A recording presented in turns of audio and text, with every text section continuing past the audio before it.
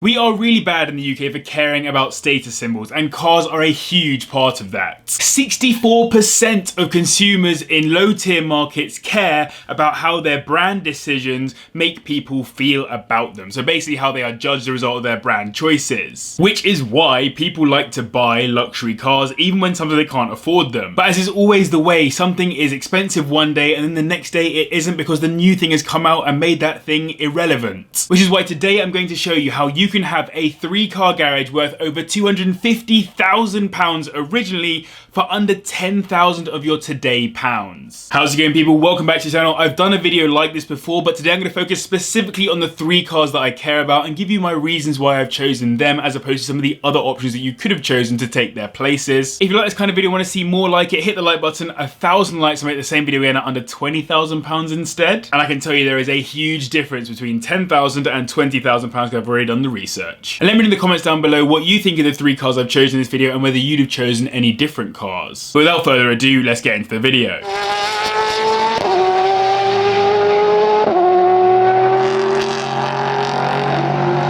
Let's start with the boring one here, the SUV, because it's actually the hardest one on the list to choose. Now, SUVs account for around about 1/3 of the cars on the road here in the UK at the moment, and they're growing every single year. But in the world of luxury cars, SUVs have been a huge thing for a long time. Think about the G-Wagon in particular as a car that kind of dominates that space at the top echelons of the amount of money you can spend. Instead, I was choosing between the much cheaper BMW X5, Mercedes ML Class, Porsche Cayenne, and arguably one of the most popular luxury SUVs in the UK, the Range Rover Sport. Now for me, all of them have their merits, but the BMW X5 and Mercedes ML Class don't scream the level of rich that the Porsche and the Range Rover do, so I cut those ones out immediately. And then I would personally choose the Porsche Cayenne as I like Porsches, but I think for the sake of this video and for the car that looks the most like what you would expect a rich family in the UK to have, it would probably have to be the Range Rover Sport that I would go for in this video. It comes with a bunch of different engine options, but that doesn't really matter in our case because the only one you can get into is the 2.7 litre TD V6. And though you can actually get them cheaper than this, you'd have to spend around about £3,500 to be in with a shot of getting all 3 of these cars for under £10,000. Now at £3,500 you will be getting a ropey old example with many miles on it, but it will be running, driving, and probably MOT'd as well. New back in 2006, this car was around about £64,000.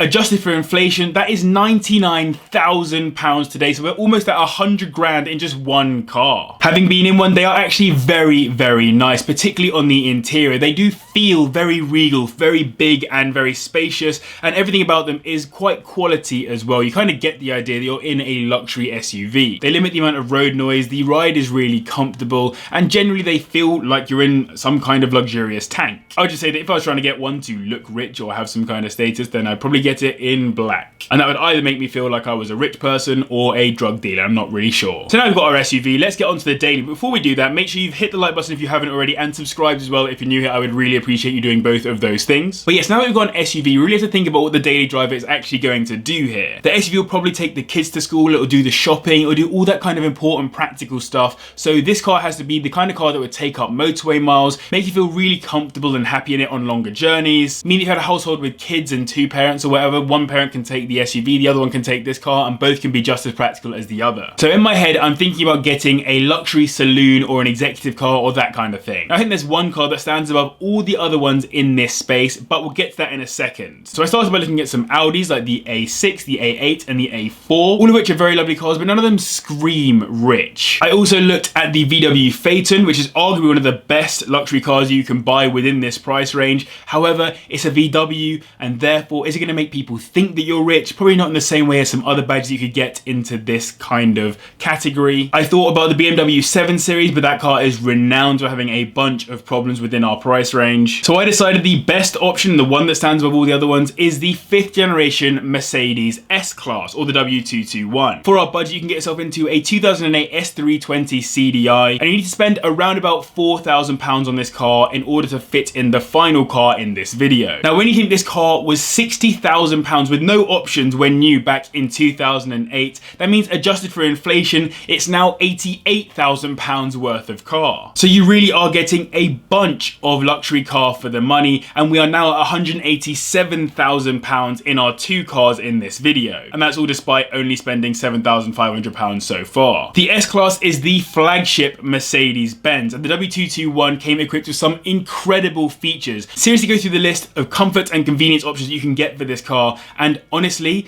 it's better than most cars you can buy today. There might almost be too many, which is why it's quite expensive to look after this car if it does go wrong, but the main problem that it has is with the air suspension failing. If that's the case and you want to save money, you can put coilovers on the car instead, but you will sacrifice some of the ride quality. Of the three cars in this video though, this is absolutely the most luxurious in pretty much every single way, which is why it's used as luxury taxis and that kind of stuff as well. I've been in quite a few of them. The interior is lovely. It's a proper nice and comfortable place to be. It feels very luxurious. You'd be very, very happy in one. I reckon get one in silver, because if you get two black cars in the driveway, one Merc and one Range Rover, you are absolutely a drug dealer. That's just how it works. Even if you're not, you'll just start dealing. I can just see it happening. So now you've got a luxury SUV and a luxury car sitting on your driveway that come to almost 200 grand in original value. You could pretty much end it there. You could just have those two cars and you've got a pretty expensive looking driveway already. But what about if you want to have some fun on the weekends, enjoy yourself out on some B roads, and basically look like an old man who's having a midlife crisis and just wants to drive sports cars from now on? Well, luckily we still have £2,500 to play with, and for that money it was going to be quite tough to get into a luxurious or expensive looking sports car, but we definitely made it happen. Originally I really wanted to shoehorn a Porsche Boxster 986 into this spot because obviously it's a Porsche, luxury brand, very nice, and the Boxster is a very cool car and an appreciating classic.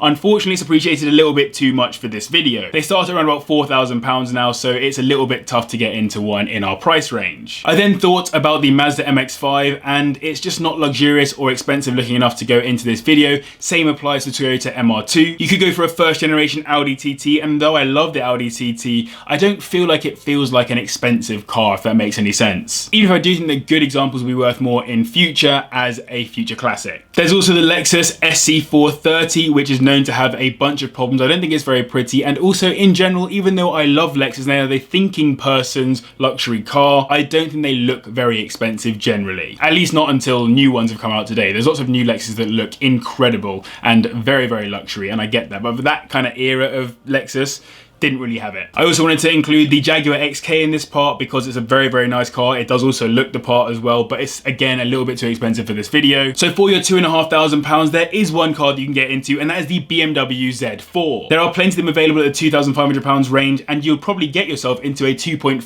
litre inline six example, though you could also get the 2.2 or 3 litre for the same kind of money. Back in 2003 when they were new, they were £40,000, which adjusted for inflation is £65,000 today, taking our grand total to £252,000 worth of cars coming into your 3-car garage for £10,000. What that means is that a lot of people have lost a lot of money over a long period of time. For that kind of money, you'll only be getting into the convertible, not the more expensive coupe, but that's fine because on a nice hot sunny day, we'll be driving around with the roof down, having a good time and pretending you're in something more expensive. Now we've got a black car and a silver car in the driveway. I want a bit of color with this one, so you can actually get into blue ones relatively cheap. Z4s are generally quite spec dependent in terms of their prices, but you can get sort of blue with cream interior for that kind of money, and that's quite a nice little spec option there. If you then chuck some faux CSL alloys on there for not too much money as well, with BMW badging on them so they look like they're real, you're going to be having a good time, and a car that looks very pretty as well. I do genuinely like the looks of the Z4. It's quite a muscly car and it just looks quite premium as well in general, over and above what the TT looks like today. Owners do complain about them not handling exceptionally well, with the steering wheel feeling quite light,